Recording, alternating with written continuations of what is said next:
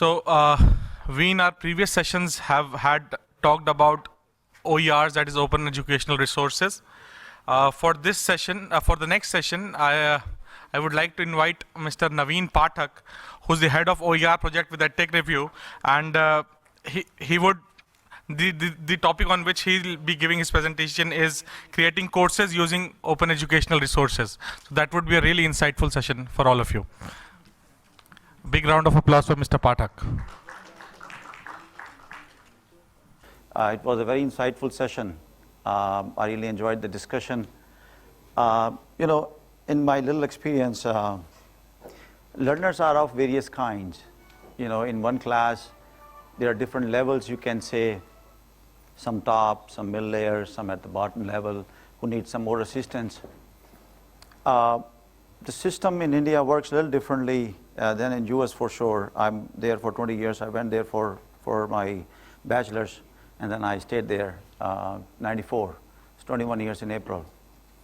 A good friend of mine, not a friend of mine, but you can say colleague, and her son created a video of opening a laptop while, the desktop. He video recorded everything. He opened up the parts, memory, fan, hard drive. He explained every part of it.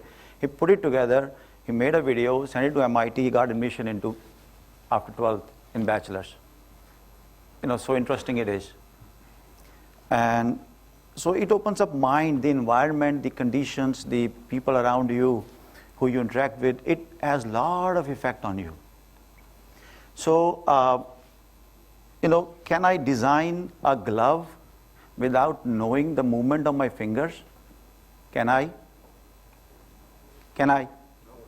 So how can we learn without knowing how brain functions? We cannot. So the first part is brain science. And I trained 20 kids in US in 2 batches. And I talk to them. The age is 5 to 12. And I do few things with them which are very, very interesting. And I bring science everywhere, because then there is, it beats up the logic, and it is there, and you have to follow it. So it's very interesting. So you cannot do that.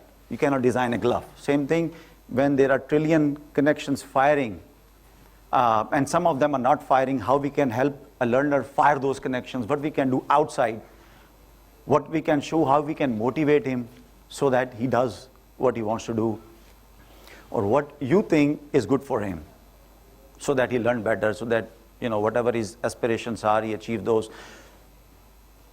Looking from the future is the best way to reach there, not looking into the future. And now talking to my subject, open education resources. So the way I put up is that, from the science aspect, I see, for example, if Einstein was not a patent clerk, I guarantee you wouldn't have had general theory of relativity. Because he was a patent, because he was looking into applications which were talking about synchronization of electromechanical clocks and things like that, that's only, he started to think that he's in a bus from a burn station going, and there's a clock, and he says, if I'm moving at the speed of light, what will happen to that clock? But the idea is he was reading something that somebody else has done, and that's open education resources. Somebody has already done something. Why to recreate it? Why not to build on top of it? It does a lot of things to us. So how many here have heard of OER or have worked with OER? So, not many. Open education resources, would have started 40 years back in one way. The name was not given then. It was given in 2002, UNESCO, when MIT joined and started to put in money. So the idea is that a lot of content exists, online, how to put that content online and let somebody repurpose it, edit it, modify it, remix it, localize it. OER is basically the mother of MOOCs. So now we'll get into the definitions of OER. The session is creating courses using OER. That how, the Obama spent $2 billion on creating content which is going into OER. and 500 million more in last year, September, creating OER courses on skill development. So this movement, that OER movement, is here to stay, and I invite everyone to be a part of it, because the kind of models which are coming out of, and MOOC is one, you have to join it. You must look into it and bring those pedagogies around it, whatever those are, blended learning, flipped classroom, things like that. But everybody must become a part of it. A simple example is Udacity. As I said, OER gave birth to MOOCs, and now you see with Udacity what they did, they partnered with Georgia Tech, and now they are giving a computer science master's degree in $7,000. A MS degree from US on Udacity, Georgia Tech, for $7,000. It is invincible. It is going to bring the cost down. Now we can do a lot, and I'll show you. I'll just, what I do a workshop on creating courses. It takes 8 hours, 9 hours to do that, and I have to do it in 10 minutes. So bear with me. I'll be running very, very fast, but pay attention. You would love it, I'm very sure. It's very interesting. If I ask why it's interesting for a student, for a teacher, it's different thing. For an institution, it's very, very different. For a student, I'm learning content from MIT. If I'm in tier 2 city, tier 1 city, tier 2 city, a faculty can help a student learn from MIT. I'm sitting here paying no cost learning from Stanford. That content, the best content. I'm not saying you are not the best teacher, but how can I take that content? I repurpose it for my class. When I say repurpose it, I say I can do voiceover. I can edit, I can modify, I can convert without worrying about any royalty fees or paying anyone anything. So for a learner, he's learning from the best. For a teacher, he's learning how MIT faculty is teaching. How can I adopt his learning techniques? Maybe. See, here in India, I've been to many colleges where a faculty who just graduated, passed out of his 4th year degree and is employed back. Now, what do you expect the students to be? Those faculties can do a lot by integrating OER into their content. So let's begin very quick. Are we ready? Okay. So here is the simplest example. I'm going to, what I do in 8 hours, as I said, I'm going to run in 10 minutes, and then we'll do some question answers. This is Stanford courses. These are OER courses. Let me increase the screen size. Can you see it now? Now, all these courses under OER, this is a programming methodology, programming abstractions, programming paradigms. I'm not saying you need it, but think about it. It's an introduction to computer science, web designing, cybersecurity, name it. Consider that. But these are by Stanford. You know what I can do? I can download it on a CD and sell it. I can download these courses. Now you want to see? Let's take a course on Introduction to Robotics, Artificial Intelligence.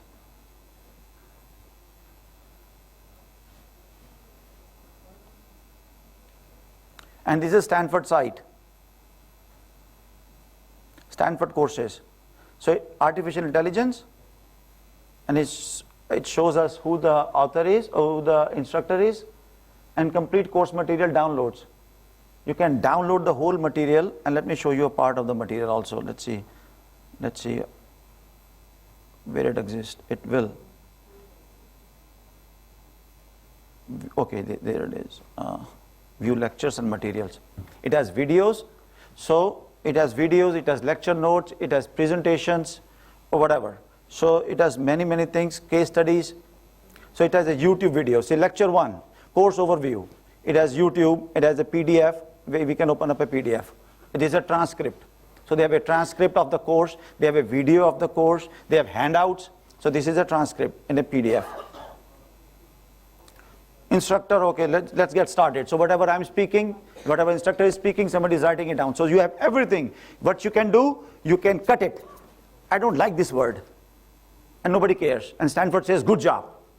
Good job. Do it in your language, in Punjabi, in Tamil, whatever. You can do whatever you want to do. Keep that in mind. Keep that in mind, the definition of open. Okay, 2 things, because MOOC has been talked about a lot here, and OER is being talked. In massive open online courses and open education resources, these 2 opens are very different. Do not mix these 2 opens. So keep that MOOC thing on side. If that comes to you, that open, this open is very different than that open. Okay, so these courses are there. Now let's see, this is Stanford course. And then there is a, as I said, there is a video. Let's see the video real quick. You want to see the video? Okay, okay, wonderful. Let's go to the next step. So the materials exist. Now I'll take you another example. Now this is a beautiful example. Let me not show it to you first. The example is, in New York City, I'm a part of a group, meetup group on iPhone mobile app development. And then I met there's a company in New York City for a 3-day program. They charge a few $1,000s to teach you iPhone mobile app development. And there on Stanford side, this course is for free.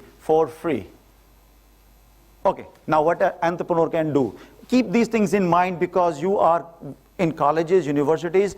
Think how you can adopt these programs and what you can do with them.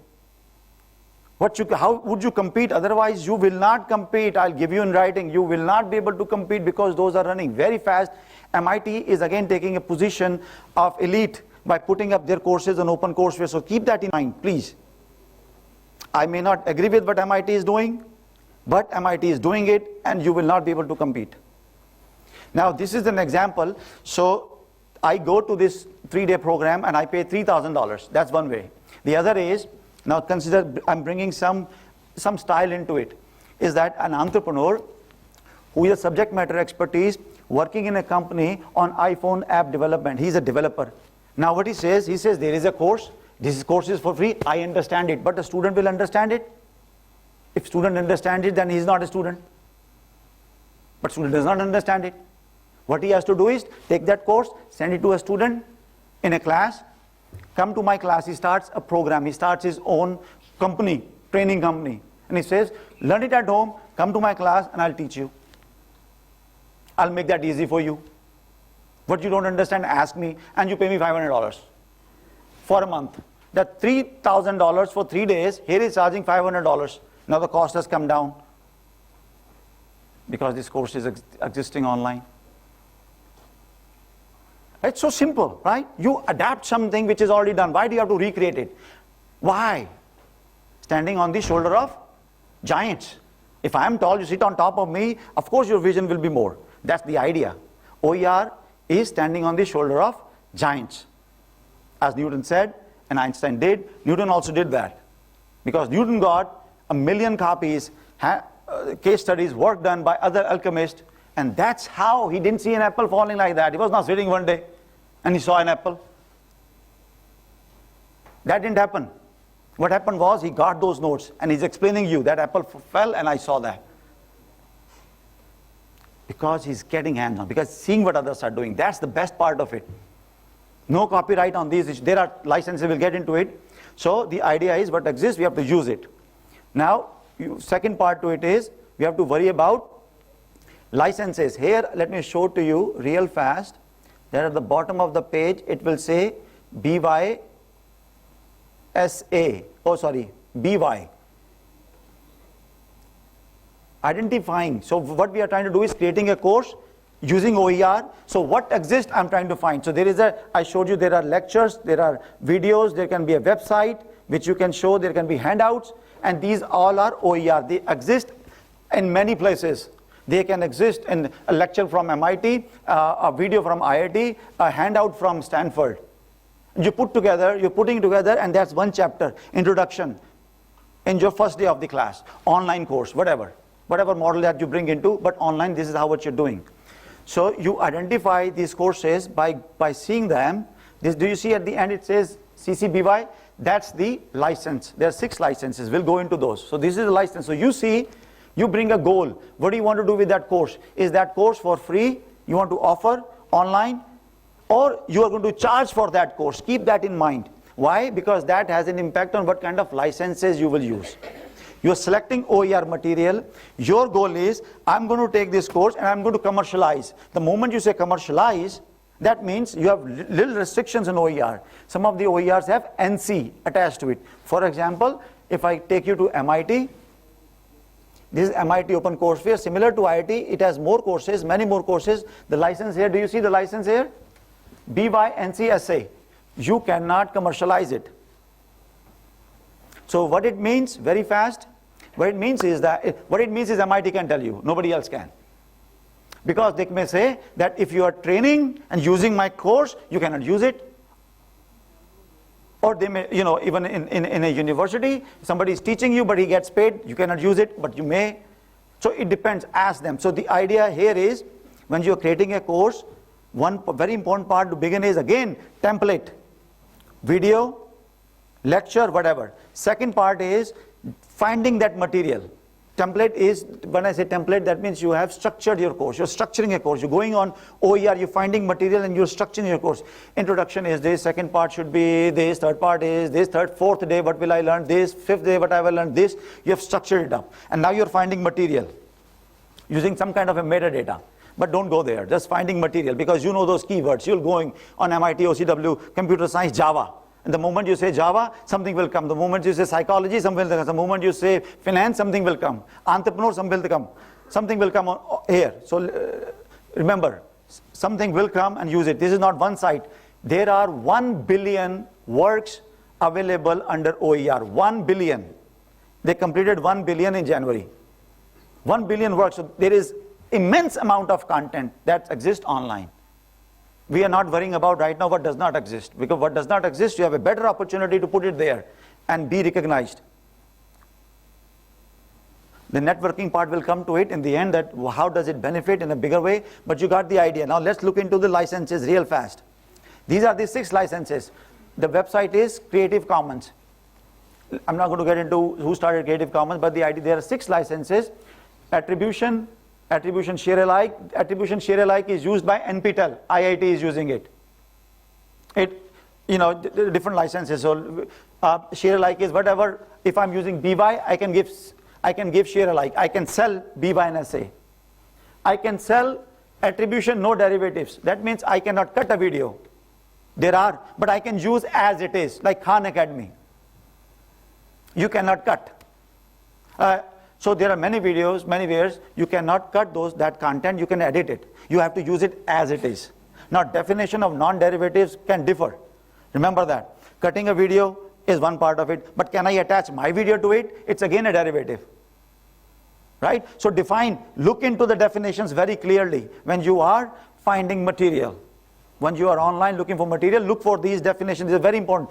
But very simple, don't worry. My contact details will be available to you. Reach me out anytime. But keep these things in mind. And then there is attribution, non-commercial, non-commercial. You cannot sell it. But the definition can differ. Ask a person, the National Institute of Open Schooling, they have 2 courses, NIOS here. I've seen, I'm studying the Indian, whatever the ventures are going on in OER space. They have 2 courses which are on Wiki, and then they have written non-commercial. But ask them what it means by non-commercial. I'm a training company, I'm making money, can I use it in my class? Keep that in mind. Or I'm an institute, I teach students, and this is a wonderful program. I like your content. Can I use it? Can I share it? It's a wonderful way of connecting. Because remember, keep that in mind. If you are using an OER, you created an OER, and I found that OER, and I send you a mail, Mr. XYZ, I loved your material, and I am creating my own material on top of yours.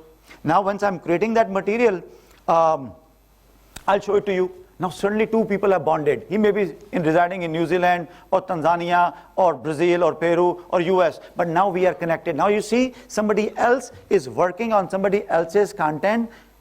So how fast it is going to get reviewed? A peer review is happening automatically because somebody is using it. These are the connections. This is the power of community. The OER community, immensely powerful. Keep that in mind. Okay, let's go to the next step. So the license part.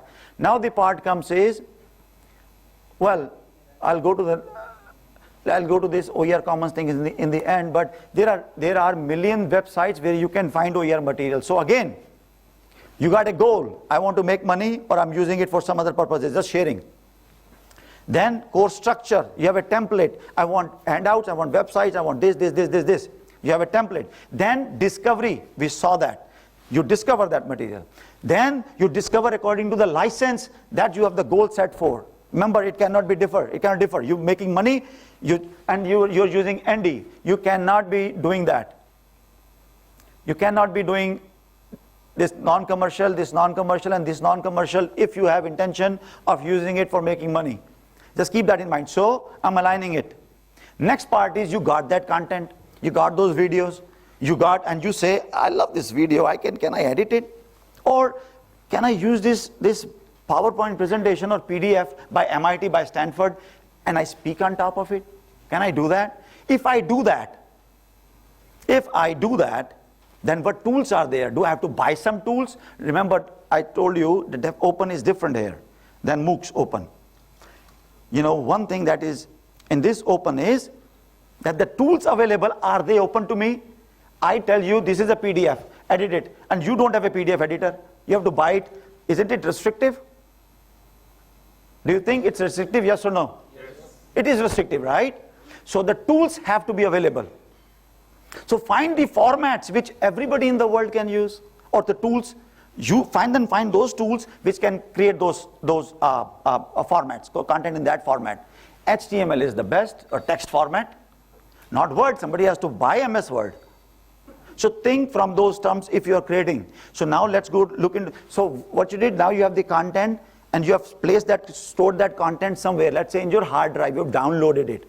Remember, OER content you can download. On YouTube, if you see at the bottom it says license. Have you seen it? It says YouTube standard license. Have you seen another one? There is another one. It's Creative Commons Attribution BY license, no other. That means you can download it and you can do anything with it. YouTube has 2 licenses. Vimeo has all. But any video that you're looking for, you can find it on YouTube. Now let me show it to you. Finding a license on, now we license, this we have covered. Now let me show you real quick. Let's go to YouTube. I'll show you how to find a CC BY license content on YouTube. Just an example, but it's important. Okay, so what do I do? What do you want to find? Give me an example. Fast. We don't have time. Example. What do you want to find? Robotics. So I say robotics there. We are looking for what material? OER material. That means Creative Commons material, right? So there we got the search items, right? Now there are, on the left side you will see it says filters. You go on filters. Okay.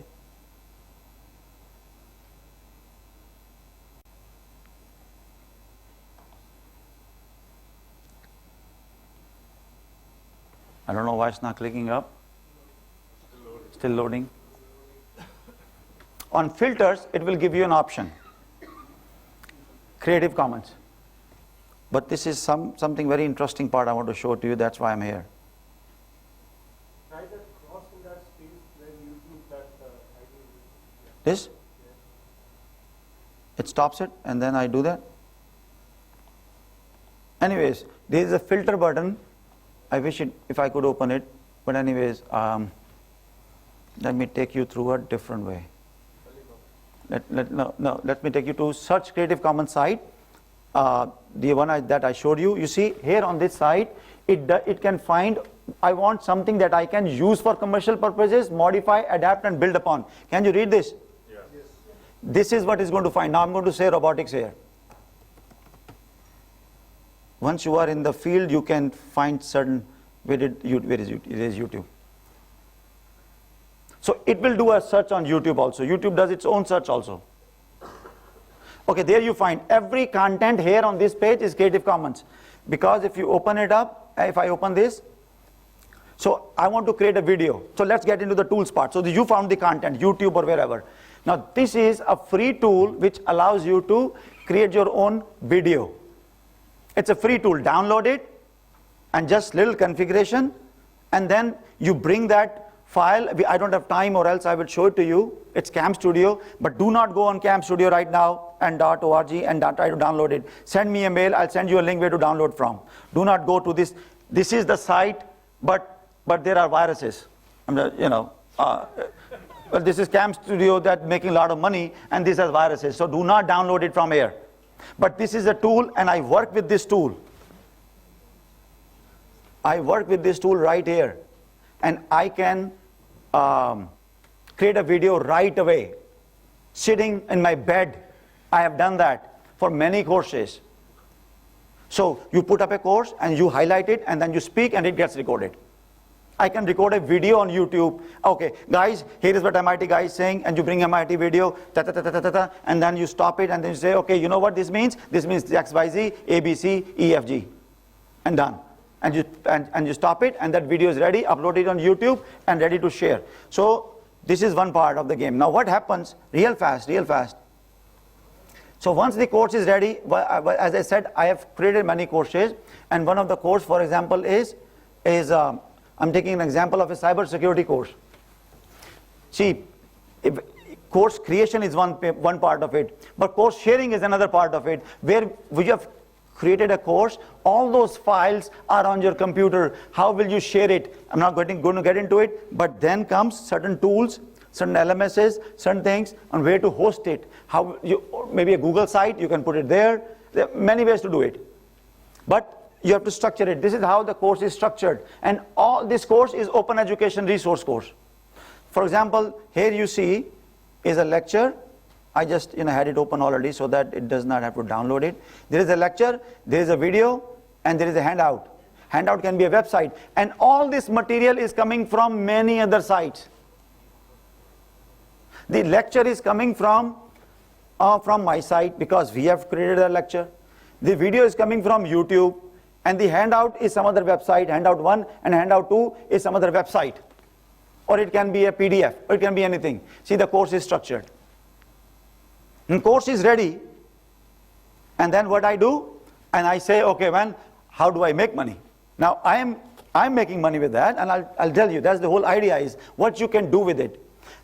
This is my way of, because this is in my company, this is what we do. But in an education, how will you adopt OER depends on your goals. Their goal may be faculty development. Your goal may be recognition. Your goal may be adding more revenue. Your goal may be, positioning yourself as one of the best, because you may say, we are using MIT material or IIT material in our course content. So what I do is, I've created this course. I'll give you a real example. This is NISBUD under MSME. I've given this course to them, and this course is on NISBUD's website. The same course I showed you, this cybersecurity, and this is created using OER. And I can get paid because every material I've used is BY or BYSA. So now you have created content. Rutkash, we are done in just 2-3 minutes. Once your course is ready, your material is ready, how do I get license to it? Next question is, I have used somebody's material, OER material, I have edited, repurposed it, modified it. Now I've added more things. Now can I put it back into some place online where people can find it and I have my name attached to it? Yes. Then what you do is, you go on this website called OER Commons. This is the final beautiful step. You can find material here also, but is oercommons.org. That's the website, right? And here it says contribute.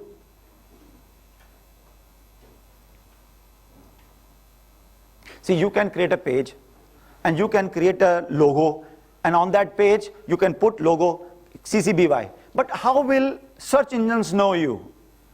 Google won't be able to find you unless do a lot of search engine optimization on that page. What I mean is, once you have created content, you have given it to the society, you will very well be recognized. No? You want your material to be available to many others to use. That's the whole idea for giving it CCBY. You can put it on a page, but that does not do anything. So what you do is, you create that material and you submit it here. See, create OER or add OER from the web. So if you are creating your own OER, your own material, then you use the left one. And if you are adding from the web, submit a resource. So you do submit a resource. For me, it was a resource because I've created a course using the material created by many other experts. I selected them. I got a team. My team sat, structured, found material, put it together, created a template, found the material, put it together, get the license, give it to NISBUD, and now we are in game. Now this material can be better than, or I'm telling you, than most of it. Why? Because being OER, I can edit it every day. I'm reviewing it every day. You know what some of the people have done? This is amazing. So what you do is, I'm just adding some more parts to it. The material is there, OER is there. Now OER content is online. So what they do is, every second, third day, they will invite an expert. Okay, sir, cybersecurity, what's happening? And I interview that on Hangout Air. Hangout Air creates a video and put it on YouTube. You take that link to YouTube and put it there. In 10 minutes, you have a new revised version of the course. You're updating it every day.